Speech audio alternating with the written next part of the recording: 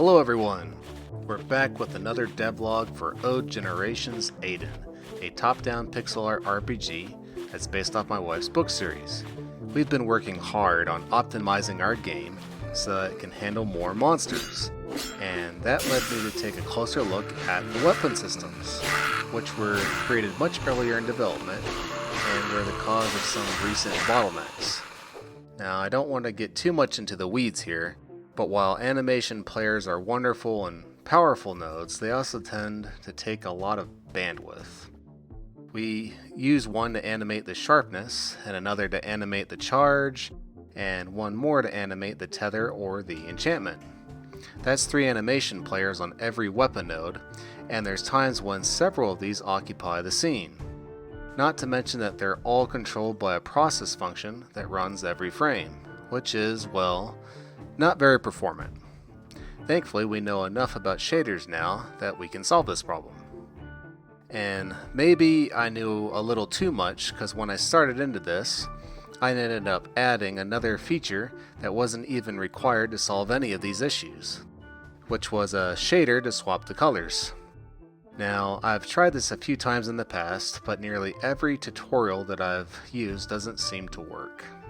And that's because many of the color shaders out there are from Godot 3, which doesn't have any problems with floating point variables in the color spectrum. We really would have liked to just sample a color and then change it with the shader, but the best way I've found to do this is like this instead. Now, the first part gets the texture, which actually looks like this, because these colors don't have issues. We create a new color variable which will swap the red color. Then if the base equals red, the red swap equals the grip color that we assigned in the inspector from up here. And that's really all there is to it. These lines are just for swapping the other colors, and there's this bit at the end which adds them all back together and allows you to still modulate them on top of all the changes.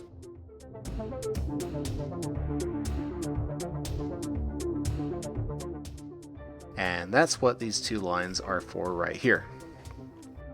Now, the blade is a bit more complex because it actually does deal with floating point variables. These values of gray don't play nice unless you can target a range. What's trickier about it is that none of the values that we're sampling here seem to correspond with anything. I'm looking for something close to 0.6, and I can't find it anywhere.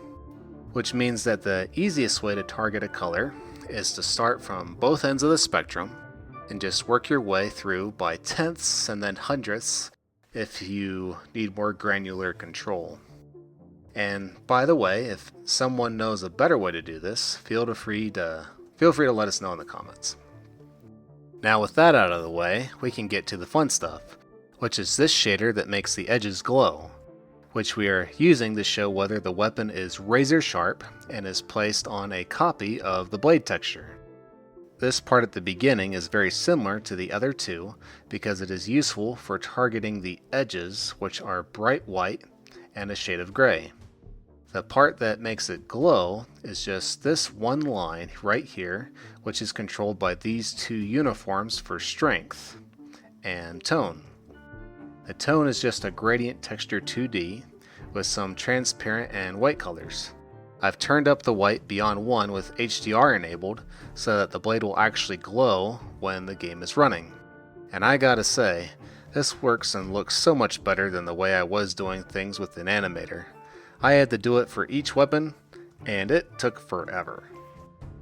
And that just leaves the rest of this shader, which does this. Minus the particles. Now, you'd think there'd be a lot going on here, but we're just overlapping some moving noise and then coloring it with another gradient texture 2D. This last bit at the end just overlaps the tether on top of the noise. And with all this, including the previous weapon, blade, and hilt types we've had before, we have almost an endless variety of crafting components. And all of them are controlled by their own material resources, depending on what they're applied to. You can see the colors here that are used on different parts of the weapon for wood, and then the different attributes that can get referenced. If we want more materials, we just add another resource and fill these sections in. And some of the code that references it all looks like this. And here you can see it in action in the game. We are working on some sounds and effects that help the player know when the quality of their blade has been reduced. We'll probably set the flash right around the blade when it changes, but that's probably enough for now.